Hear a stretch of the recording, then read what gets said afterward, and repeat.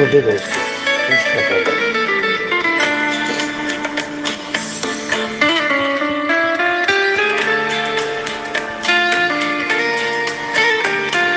दोस्तों,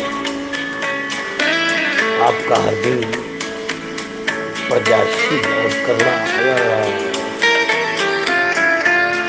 अच्छे दृष्टिकोण से जागे, इन बातों को रखते हुए मैं आपका हार्दिक स्वागत करता हूँ।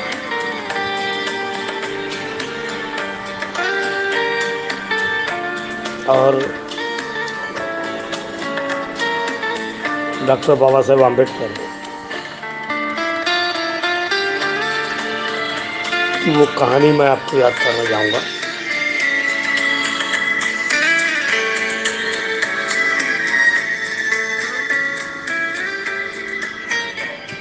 जिस कहानी से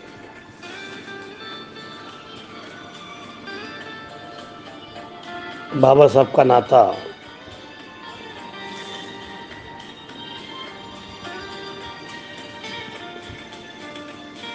बहुत कुछ अमित बातें डॉक्टर बाबा साहब आम्बेडकर के बारे में बोलना चाहूँगा। तो आइए दोस्तों, सुनते हैं और बताता हूँ। आपका साथी डॉक्टर सच्चिदानंद पुरेकर, बुद्धाचार्य, फिलासॉफर, और हर बातों की जानकारी देने के लिए और आप सुनने के लिए आपका धन्यवाद करता हूँ। हर दिन आपका अच्छा जावे, हर संस्कृति से जावे, इसके लिए मैं आपसे बातें करना चाहता हूँ। नॉलेज बांटने से और पक्का होता है, नॉलेज देने से हमें नॉलेज मिलता है। आदमी हरदम स्टूडेंट रहता है, कोई आदमी परिपक्व नहीं है। अभ्यास करते करते उसको वो ताकत आती है। तो ये बाबा साहब की वो कहानी है कि जिस त्याग की वजह से आज हम सब भाई बहन, ओबीसी, एससी, एसटी, माइनॉरिटी, गरीब, किसान, मजदूर, स्वर्ण, महिलाएं और पूंजीपति स्वर्ण मानवीय जिंदगी बराबर समानता की जिंदगी जी रहे हैं। जब बड़ौदा में महाराज ने बाबा साहब को वजीफा दिया और बाबा साहब विदेश जाकर पढ़ना चाहते, तो उसकी पत्नी रमाबाई और 5 बच्चे थे। तो देखिए वो किस प्रकार के बाबा के साथ अपनी बात रमाबाई के सामने रखते हैं। बाबा साहब, रमाबाई, बड़ौदा में के महाराज ने मुझे वजीफा दिया है और मैं विदेश जाकर पढ़ना चाहता हूँ, लेकिन जब मैं तेरी तरह मुड़कर देखता हूँ तो तेरे पास ये जो बच्चे हैं, बच्चों की आमदनी है का कोई साधन नहीं है, और मैं भी तुझे कोई ऐसा पैसा देकर नहीं जा रहा हूँ। क्यों ऐसी परिस्थिति में तू मुझे विदेश जाकर पढ़ने की अनुमति देगी? रमाबाई बोलती है, बाबा साहब, यह बात सच है कि मेरे पास 5 बच्चे हैं और आमदनी का भी कोई साधन नहीं है, और आप मुझे कोई पैसा देकर नहीं जा रहे हैं।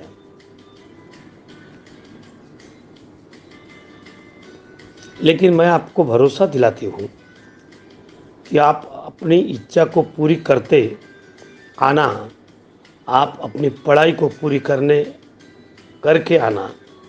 इन 5 बच्चों का पेट मैं खुद पाल लूँगी। और जब माता रमाबाई बाबा साहब को भरोसा दिलाती है तो बाबा साहब विदेश चले जाते हैं और अपनी पढ़ाई करते हैं। और इधर माता रमाबाई अपने 5 बच्चों का पेट को पालने के लिए क्या करती है? माता रमाबाई मुंबई के गलियों में गोबर उठा कर लाती, उसके बाद उपले बनाकर मुंबई की गलियों में उपले बेचकर आया करती, और उससे जो पैसे आ जाता अपने बच्चों का पेट पालती। इतना पैसा नहीं आता कि वह अपने बच्चों को परिवारित कर पाती। देखते देखते उसका बड़ा बेटा दामोदर बीमार हो गया। इलाज के पैसे नहीं थे, इलाज नहीं करवाया और दामोदर इस दुनिया को छोड़ के चला गया।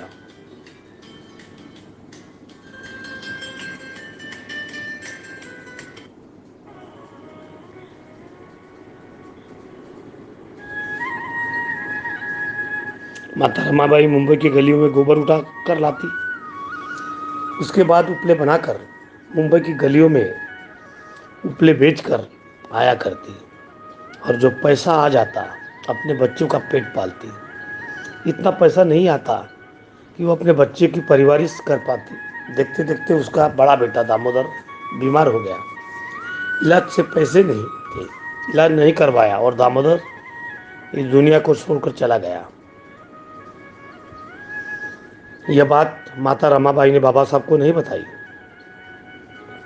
बाबा साहब द्वारा भेजा गया पत्र नानक चंद ऋतु खत पढ़ते हुए बाबा साहब कहते हैं कि रामा, मैं यहाँ अगर एक वक्त का खाना खाता हूँ तब भी मेरा काम नहीं चल पाता रहा है।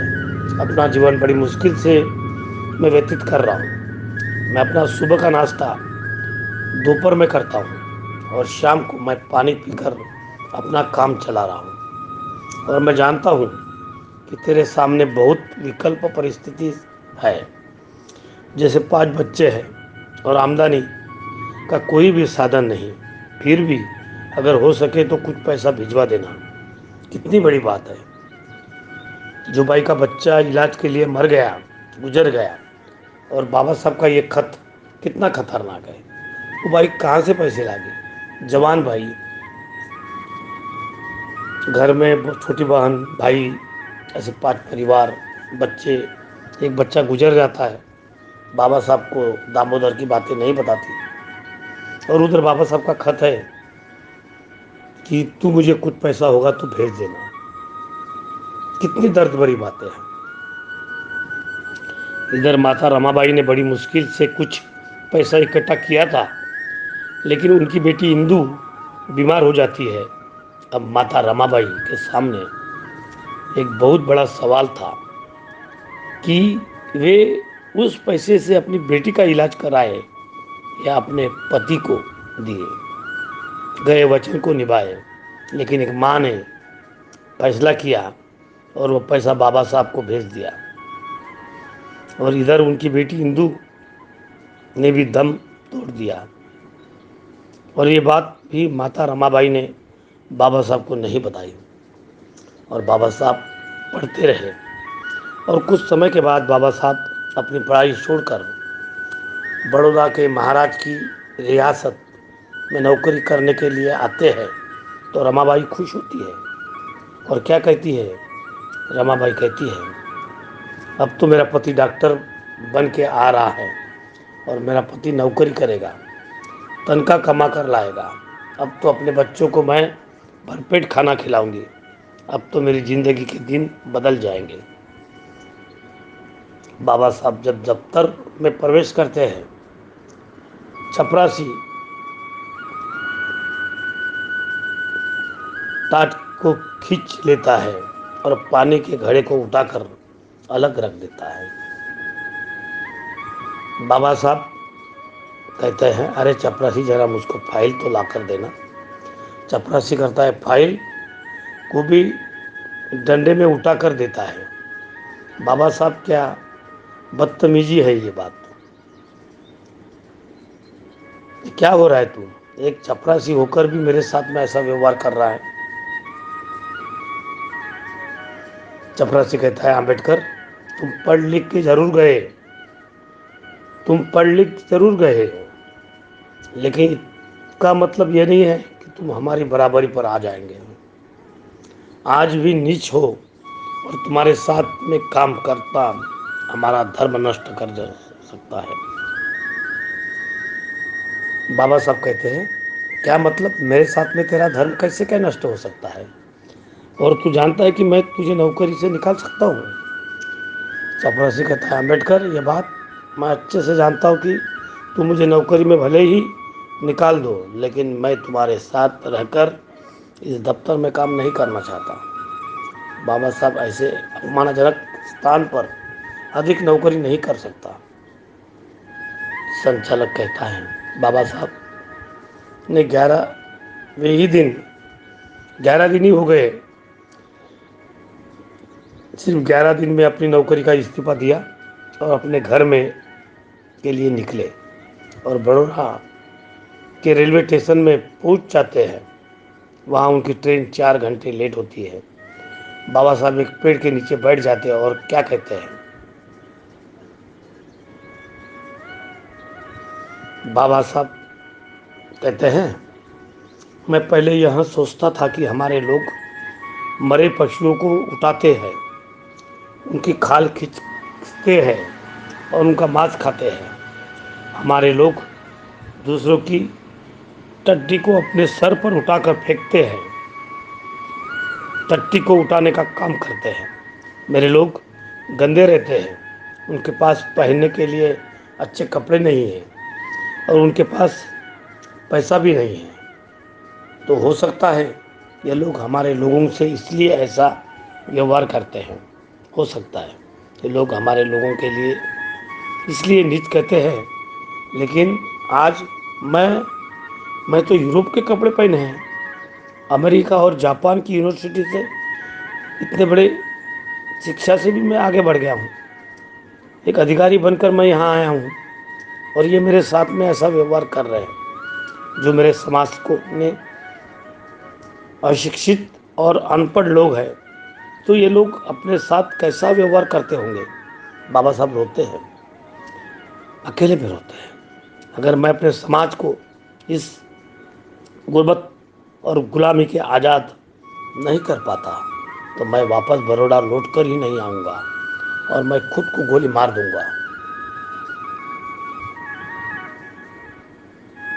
बाबा साहब जब नौकरी छोड़कर अपने घर पहुंचते हैं, ये बात वो रमाबाई को पता चलती है तो रमाबाई बड़ी दुखी होती है। बाबा साहब कहते हैं, रमा, मैं नौकरी तो करता चाहता था, लेकिन वहाँ का चपरासी मुझे फाइल डंडे में बांध कर देता है, पानी घड़े में को उठाकर अलग रख देता है और वहाँ के लोगों ने भी मुझे मारने की योजना बनाई है।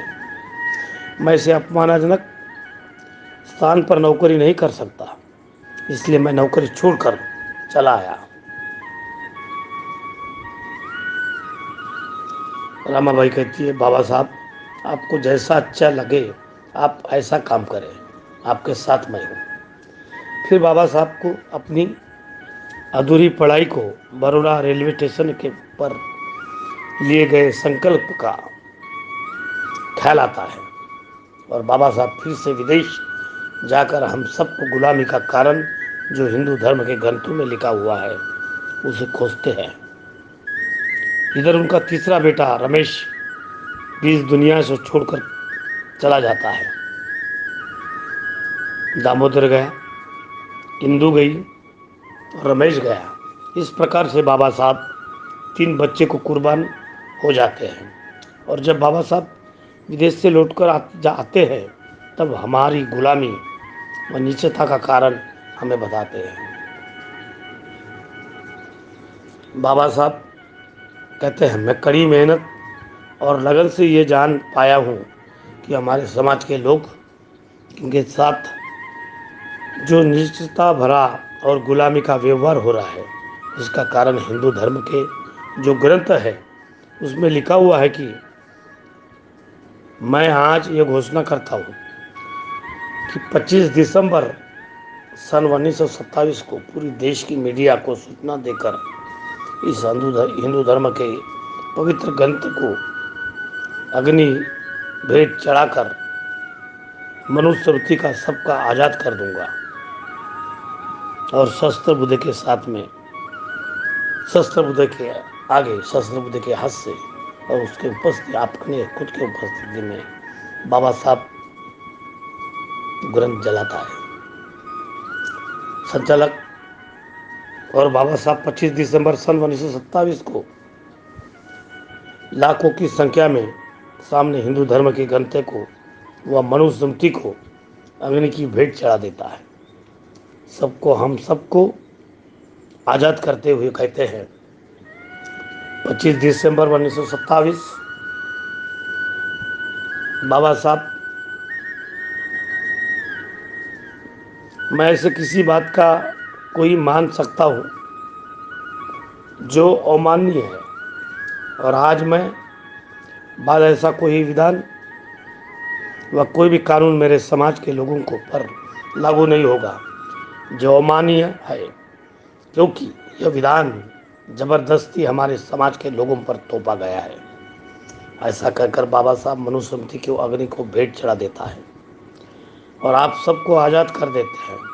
उसके बाद बाबा साहब मुंबई की कोर्ट में वकालत करते हैं, तो उनका जो चौथा बेटा होता है राजरत्न, वह भी बीमार हो जाता है और वो दृश्य बड़ा कठिन होता है। रमाबाई को बाबा साहब कहता है, नानक चंद ऋतु जाओ, जल्दी से बाबा साहब को बुला कर लाओ, क्योंकि हमारा जो बेटा है राजरत्न तो बहुत बीमार है और लंबी लंबी सांसें ले रहा है। नानक चंद ऋतु कहता है, बाबा साहब दो जल्दी से घर चलिए, आपके पुत्र राजरत्न की तबीयत बहुत खराब हो गई है, माता रमाबाई ने आपके लिए बुलाया भेजा है। संचालक कहता है, जैसे ही बाबा साहब दौड़कर घर पहुंचे और राजरत्न को गोदी में लेते हैं, राजरत्न भी दम तोड़ता है। अपने चौथे बेटे की मौत पर पति के सामने माता रमाबाई क्या कहती? रमाबाई कहती है रोते हुए, बाबा साहब को बस करो, बाबा साहब अब तो बस करो, क्योंकि आपके समाज को सुधारने की लालसा ने आपका ध्यान पाने की लालसा में मेरा पूरा घर उजाड़ के रख दिया है। मैंने एक एक करके 4 बच्चे की दफन कर दिया है। बाबा साहब अब तो बस करो। बाबा साहब कहता है,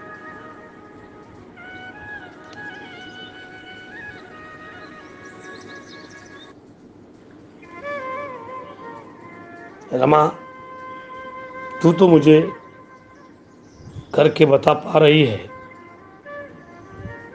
तो रो भी नहीं पा रहा हूँ। मैं तो रोज ऐसे सैकड़ों बच्चों को मरते हुए देखता हूँ। रमा तू चुप हो जा। रमा भाई कहती है, बाबा साहब मैंने आज तक आपकी हर बात को माना है और इस बात को भी मैं मान लेती हूँ और चुप हो जाती हूँ, लेकिन आप मुझे इतना बता दो कि आप बड़े फख्र से कहते हो कि मेरा बेटा राजरत्न देश पर राज करेगा, लेकिन अब यही इस दुनिया में नहीं है, इस दुनिया में नहीं रहा, तो बताओ ये कैसे इस देश पर राज करेगा? बाबा साहब मुझे बता दो कि ये कैसे इस देश पर राज करेगा? बाबा साहब कहते हैं, रमा यह सच है कि तेरा ये पुत्र अब इस दुनिया में नहीं रहा, लेकिन मैं तुझे भरोसा दिलाता हूँ और राजरत्न के पार्थिव शरीर की सौगंध खा के कहता हूँ कि मैं अपने जीवन में ऐसा काम करके जाऊंगा कि हर रमा को कोसों से पैदा हुआ राजरत्न, हर माँ को कोख से पैदा हुआ बेटा इस देश का राज करेगा।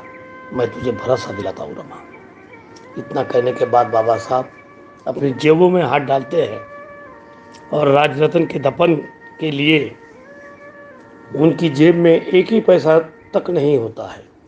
इस बात को माता रमाई जानती है और रमाबाई अपनी साड़ी का दुपट्टा फाड़कर राजरत्न के ऊपर डाल देती है और बाबा साहब को ख्याल आता जाता है कि मुझे गोलमेज सम्मेलन के लिए दफन जाना है, लंदन जाना है। और बाबा साहब राजरत्न के पार्थिव शरीर को छोड़कर दफन विधि कर लंदन के लिए निकलते हैं। तभी पीछे से उसके भाई दौड़कर आते हैं और कहते हैं, अरे भाई भीम, तू पागल हो गया क्या? ये तेरा पुत्र मरा पड़ा है और तुझे विदेश में जाने की सूझ हुई है।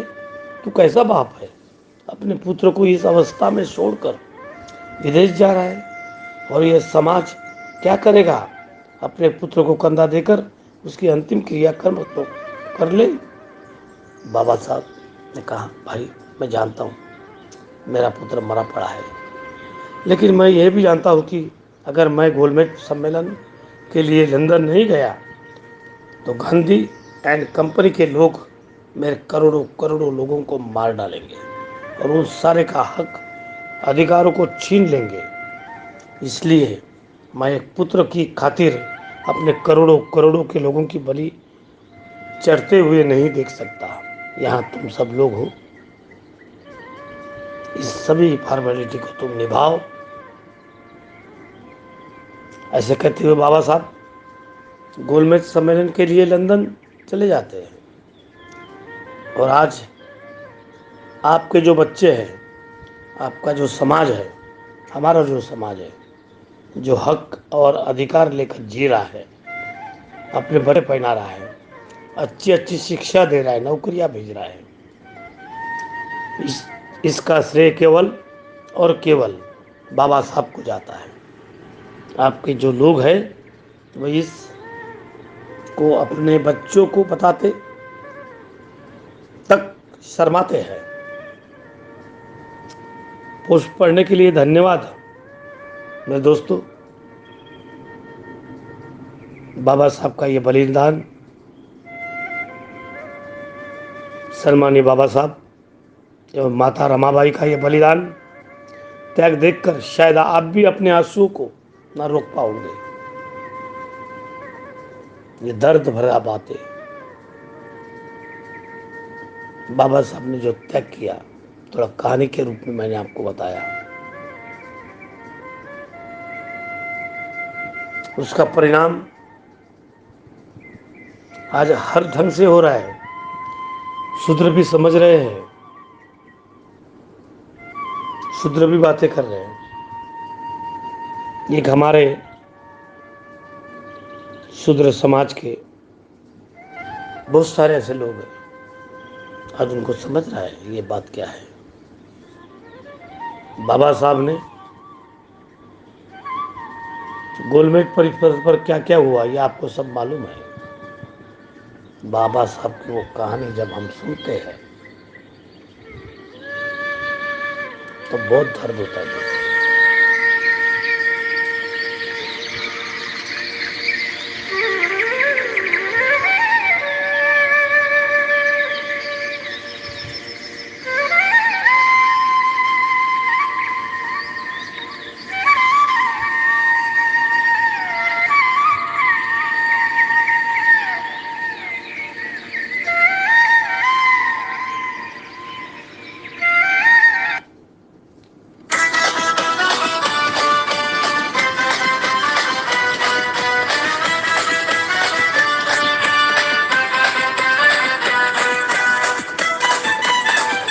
आज जो हम खुशी देखते हैं तो हम बाबा साहब को चाहते हैं।